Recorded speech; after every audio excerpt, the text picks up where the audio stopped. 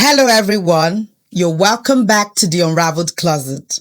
My name is Lucy. The Unraveled Closet Podcast with Lucy. For a long time, I wondered whether it was important to share my story. But then I realized the reason the Unraveled Closet exists is because of my story, my vulnerability. And how can you trust me with your vulnerability if you do not know my story? And who knows, my story can be a source of hope, healing, and strength to somebody out there. So of course, I will share my story. And I hope that at the end of this episode, you're going to learn one or two, or it's going to serve as a form of hope for anyone walking in the same shoes I walked in. This episode is for you if you've ever asked yourself these questions. Am I enough? Oh, how can I get closure? What can I do to feel better about myself? And if you've ever felt like life was leaving you, if you ever felt like you were not enough and you just felt there was something wrong about you because nobody accepted you the way you are or no one seemed to understand you, this episode is also for you. Another reason I really want to share my story is because I just want to be free. I've realized that vulnerability actually gives you freedom. It's like somebody already knows my flaws. I know my flaw. The world knows my flaw. Why am I hiding behind the cover? I just live my life and be happy because I've got reasons to be happy. So that's what I feel. Yeah, why not? Tell your story to the world. All right. And this is not about pointing fingers or asking for a GoFundMe. Although if you feel the need to give me anything, please do. I'll accept it.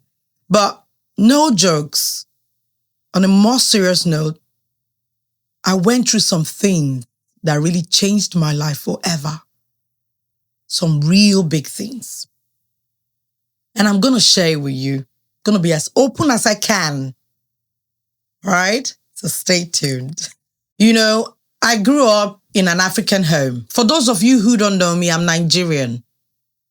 I'm a very happy person. I'm very, very open-minded. Okay? So I grew up in an African home, and if you understand the whole idea of, let's say, I don't want to say marriage, but you understand growing up in Nigeria, ladies are positioned in a way that, you can't share so much, and I don't want to use the word irritates, but it breaks my heart every time when people say, as a woman, you're supposed to sit a certain way, you're supposed to talk a certain way, you're supposed to live life a certain way. Who made those rules? And who on earth decides how I feel or what I do? And that is why I so much promote vulnerability, because these things do not matter. It doesn't make you less of who you are. It just means that people would love you for who you are. It's originality. It's like everybody has got a flaw. I'm a lady. My problem could be that I share a lot. Okay, yeah, I share. That's who I am. Now depends on me to decide whether I want to not share so much. And that should be because I want to do that, not because anyone is pressuring me to do anything. So this is why I am doing the Unraveled Closet. All these things that they've put in our minds, in our head, to make us feel like when we do it, we're too much to handle. I was in this trap for a long time. And this is why I'm sharing my story. To liberate every other person in the same shoes as I am in. To make you understand that you are enough. Just because somebody thinks you're not a certain way doesn't mean you're not. You are enough. You are worth it. And you're worth much more. And guess what? The most important part of my story today is that somebody who appreciates these things about you is going to come into your life and love you for those same things the world has been pointing the finger at. Yes. So let's dive into my story. So back to my story. I grew up in an African home, positive-minded. We all went to university, learned, I read to become a makeup artist. I read theater arts and I became a makeup artist for film and television. Very happy, vibrant, getting my groove on. And then I met somebody, and I felt like, okay, wow, my dream is enough for both of us. Why dream if I can dream? He was doing well, it was okay. Relationship was going good. We moved in together in Nigeria and life was going on until we decided to move over here. Very optimistic. I was happy. You're stepping into a new country with your partner. You're happy. Life is going good. And you feel like, oh, wow, the world can never be better, So very happy. A lot of dreams in my mind, want to build this conglomerate I've always dreamt of, but not just alone, but with my partner, because I was dreaming for both of us, Felt like my dream was enough for all of us. Why not share it? Until I got pregnant. Happy. Like everybody else, I'm in a relationship, even if I wasn't married then, but I just wanted to have a kid. Wanted to have a child with this person because you love them so much. I don't know if you've ever loved somebody so much that you don't only just dream with them, but you begin to build a family in your mind. You begin to build a word for yourself with this person. Some call it fantasy, but for me, it wasn't just fantasy, it was my life. It was everything I had put on a platter for this person. So it was me. It was my life. It was everything it was everything in front of me, right? It was all I could see. Permit me, but it was all I could see. It all went south, all right? Some people can handle pregnancy. Some other people are stronger than others. Some men are stronger than others. Some will take to their heels. And that's what happened to me. Appearing, disappearing, didn't appear for a long time. 4 months pregnant down the line, I was like, too ashamed to even do anything. That's when I realized that I've been dreaming with the wrong person.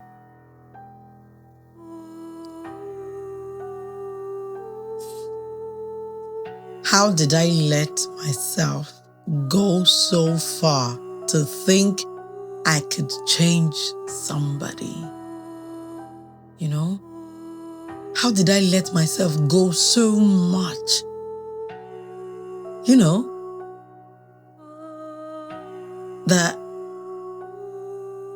That I could build my dream with somebody else. And so first month passed, pregnancy, no sign of him. Second month, no sign of him. Third month, no sign of him. Fourth month, no sign of him. And that's when I realized that this is really happening. It's not just dreams anymore. It's not fantasy, but this is real life happening to me. And so I kept asking myself so many questions. So many questions that you don't even know when you start losing yourself. I felt rejected, betrayed. I felt like, oh, how could this happen to me? I kept asking, where did I go wrong, in loving somebody? Or where did I go wrong, getting pregnant for somebody, hoping to have a life? And yes, please don't come with, you're supposed to know you're not supposed to get pregnant. Please. I've had my own fair share of asking myself those questions.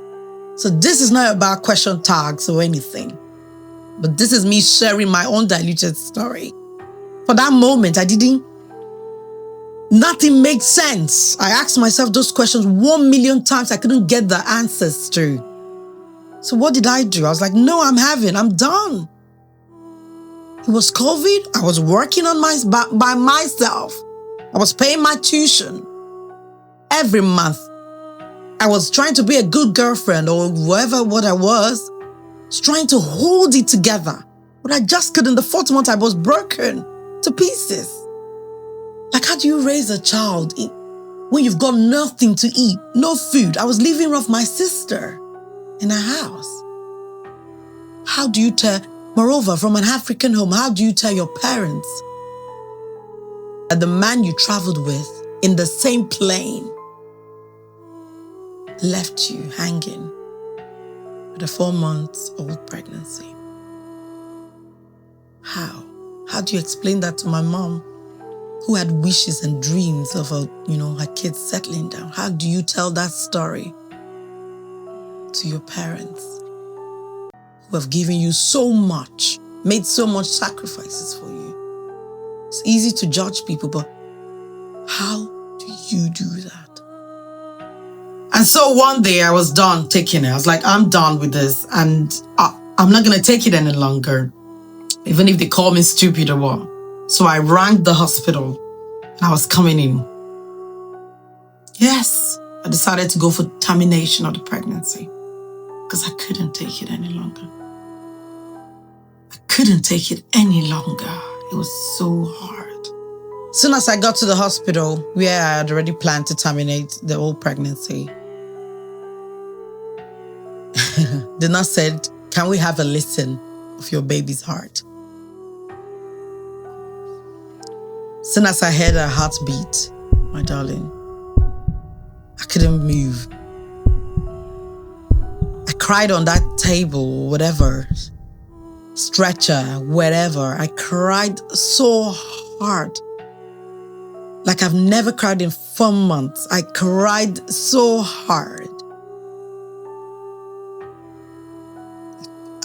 I couldn't believe how I resorted to that termination. I couldn't believe that I could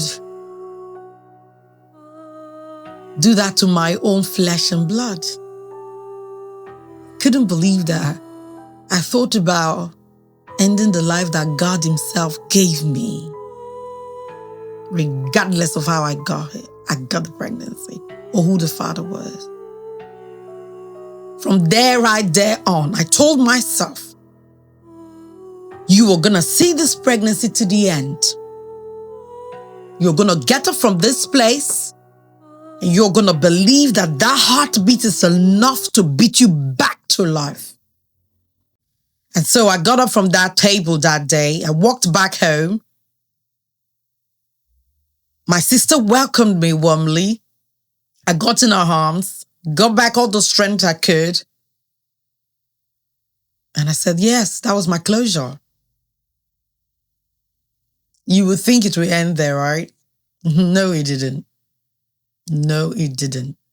So my family called a meeting. We all had this whole relationship meeting. What's going on? What's the plan? Blah, blah, blah, blah.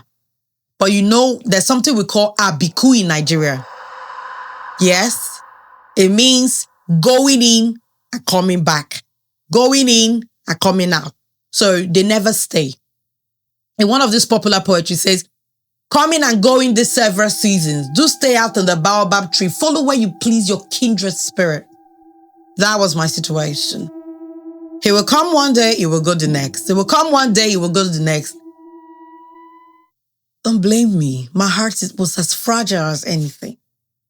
One morning I'm confident and I'm smashing it. The other morning a pregnant woman is asking for help because it was hard.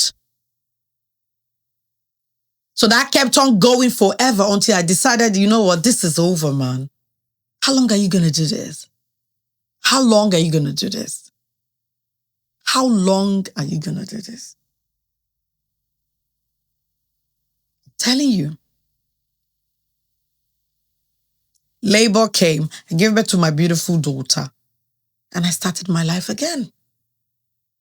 Soon as I saw her, everything else vanished into thin air. Finished my master's degree. Got a daughter. It's an extra. Went back to work. And I moved on. The closure that I was waiting for all my life, my darling, my daughter gave me that closure. I didn't need to beg for any man to stay by my side. I don't need any man to stay by my side. Anybody that wanted me would have stayed. I told myself I was going to move on. I was so bent on moving on like I've never been. But you see one thing about vulnerability, right? The more you share, the more healing you get. I was saying all these things to myself, but I didn't realize that it was brooding somewhere. I wasn't healing, I was hiding. I thought I was a strong woman getting back home, getting my groove back home. But I was hiding. Before I knew it, I was hiding from the public, hiding from social media, hiding from my friends. I caught a whole lot of people out because I thought I was healing, but I was hiding. That ate me deeper than anything else in the world. Got depressed and even got to the point where I wanted to take my life. But God stepped in. My mom helped me. My family helped me. Oh God. I got the most supportive family ever in the world. My family stood right there in the gap for me. Right there in the gap. Right there in the gap. And that was the breaking point. That's where I realized that I've just been holding too much in and not been sharing. So like everyone else, I started to unravel my own layers. If it meant therapy, I started to unravel the layers. If it meant going to church and talking to somebody about it, I started to unravel my own layers. If it meant asking for help from people, I started to unravel my own layers. Because that was the only way for me to heal. That was the only way for me to heal. As I started to unravel my layers, I realized that I needed not to be ashamed of anything people thought about me or what they said about me. I just needed to be true to myself. As I started to unravel the layers, I discovered that I had something much more in me than I even thought. I started my business back up, makeup, lucha artistry. I added photography. I sat down with my nursing my baby, and learning photography by myself. Sleepless nights, sleepless days. That 9 months sitting at home wasn't just 9 months for me. Dude, I was working and learning, relearning, scattering, rebuilding, unraveling all the layers that I knew how to do it. Unravel. Because I knew that in there, somewhere in there, there is this optimistic, happy, cheerful, full glamour girl that I needed to bring back out. Otherwise, I would have been 6 feet down the ground. I told myself I wasn't going to allow him or anybody else in the world win. Why? It's not about winning. It wasn't a battle anyway. It was just that I loved somebody genuinely. And I have a good gift out of it. I started to see the good in everything that happened. Because it wasn't bad for me, I'll be honest. My daughter is my world now. Just imagine if I had thought differently from the beginning. If only I'd unraveled my own layers myself. If it didn't take me this long to unravel these whole layers, it could have been, maybe I wouldn't have even thought of ending my own life, or I wouldn't have been as depressed as I was. So guys, as soon as I continued to unravel my layers, I went back to the gym, lost all my weight, started going out again, reading books, getting exposure as much as I could then. Didn't allow my daughter to stop me. Was loving her and loving myself. As soon as I got my groove back on, I got my confidence back on, started healing, then I was ready to go back into the love world. Yes. That's one thing vulnerability taught me. You don't just heal through that, right? It rebrands you, rebrands your mindset. Now I started to know that I am lovable, that somebody didn't love me the way that the way I expected them to love me didn't stop me. So I started to love myself and see myself lovable again.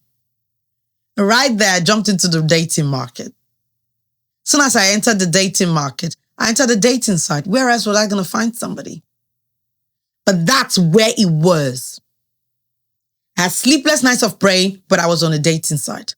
I would ask God, because I'm a Christian, I would ask God, I would tell God I'm lovable. So you bring somebody who's going to match my energy. I was open. Now let's talk about this is an aside. I know I'm sharing my story. But let's talk about vulnerability as Christians.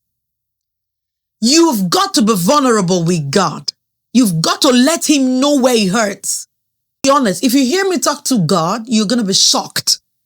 Because I talk to him like I'm talking to my man, my boyfriend, a friend close to me. I talk to him like I'm talking to somebody who understands what it means to be in pain.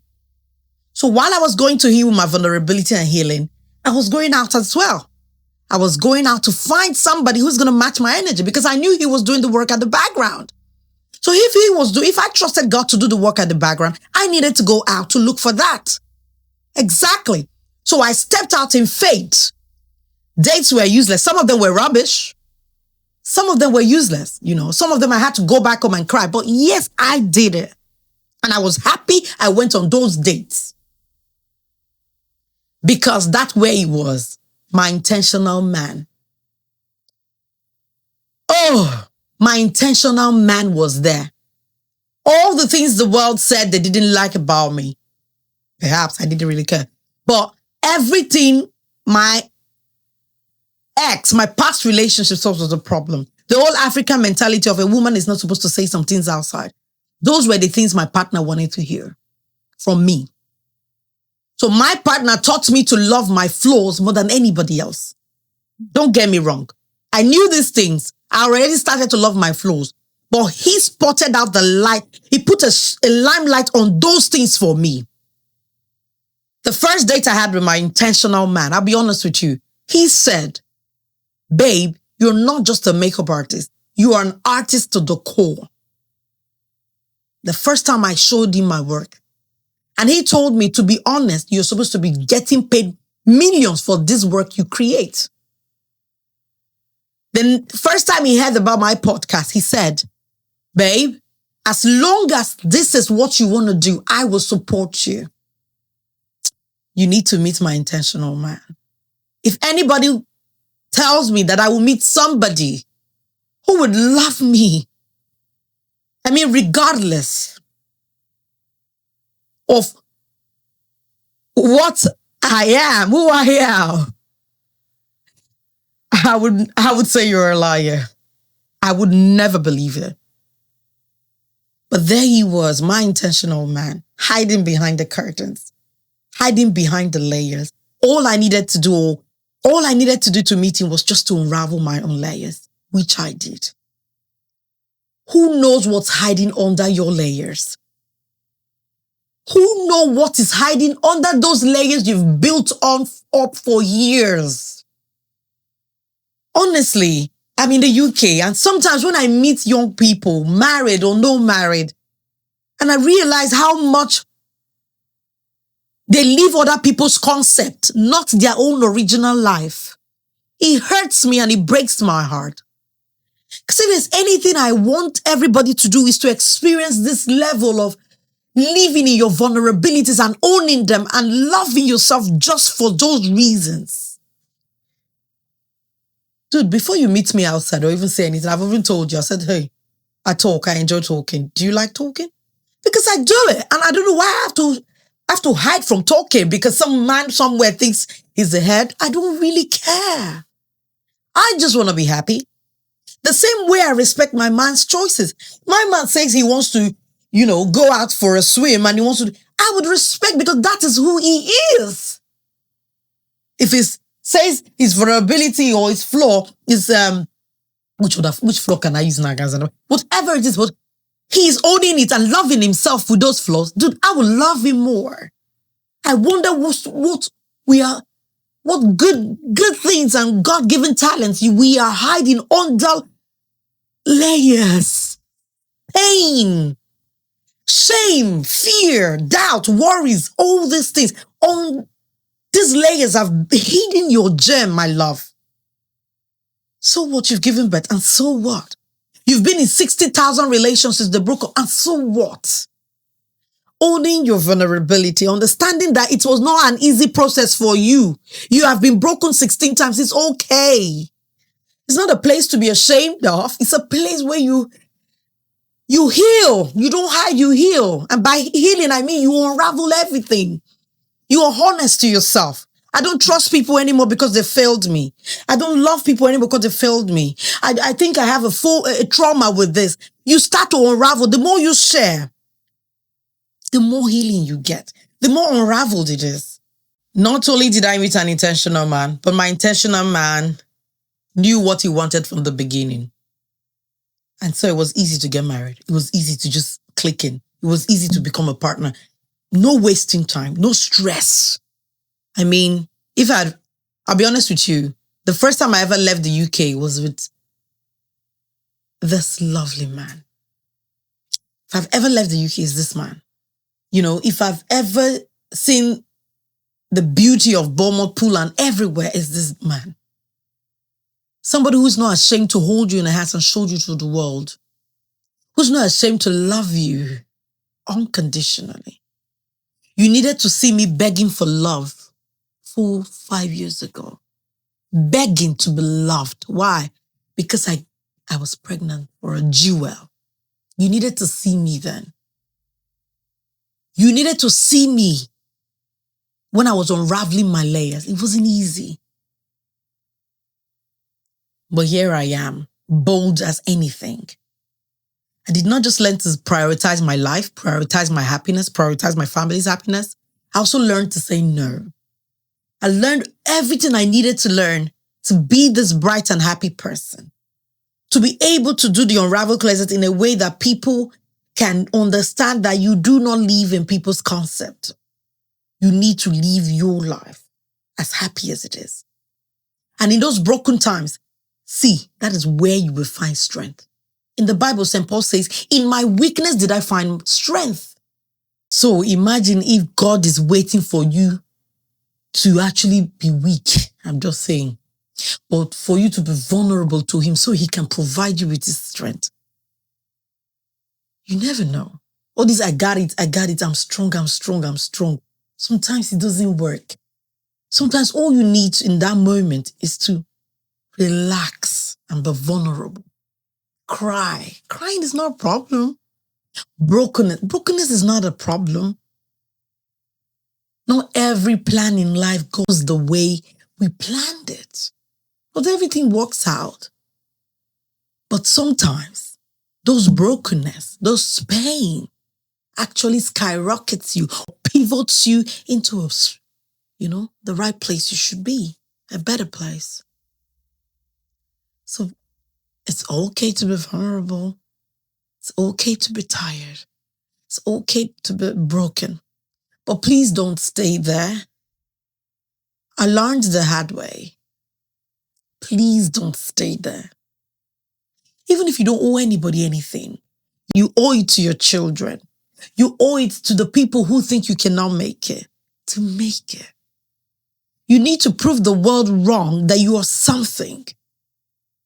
You need to tell yourself that you're not all of this brokenness.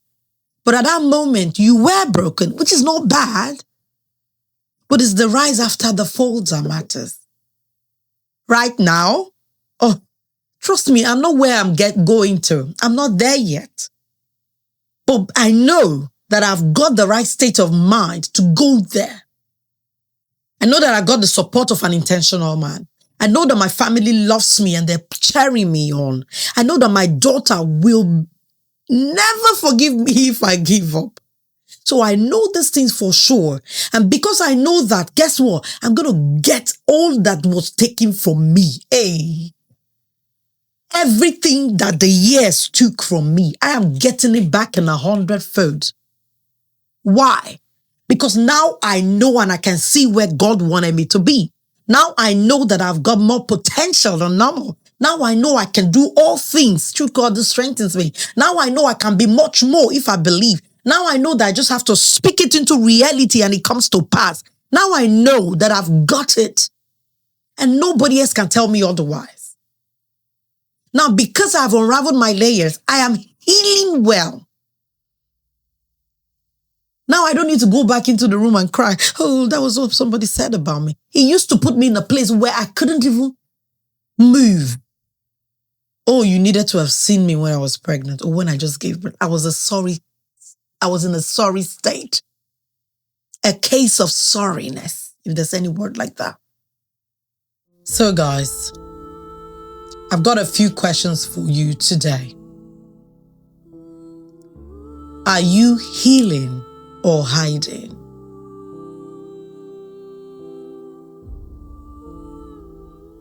Are you healing or hiding? Another question is, what does healing mean to you?